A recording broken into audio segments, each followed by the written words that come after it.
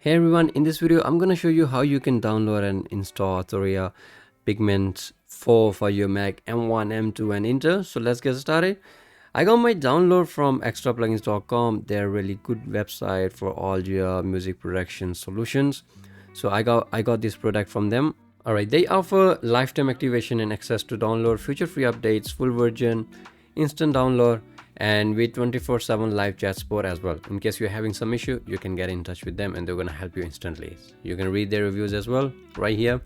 So overall, this website is really nice. So after you downloaded it, you need to go to the folder and run the software center. The first thing first, right here you need to double click on the key icon and type your Mac password. So your Mac password is hidden, so once you are when you are typing your Mac password, you will not be able to see that. So just type your Mac password and hit enter. Just like that, you're gonna get the process completed. Once it's done, close this one and run the setup, allow and install.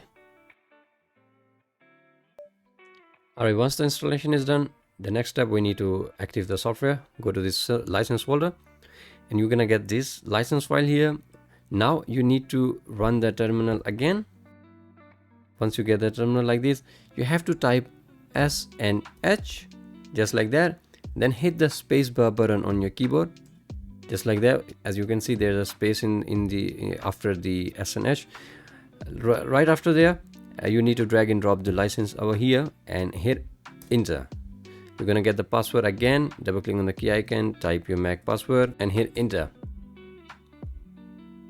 This may take few moments to activate your software. Okay, as you can see, it's done. This is my MacBook and it's done. So everything is good now. The next step you need to do is restart your computer. Alright, after restarting your computer, actually we can start using the plugin. So let's try this in our DAW. Alright, let's open the plugin now. There we go. It's perfect. It's right there.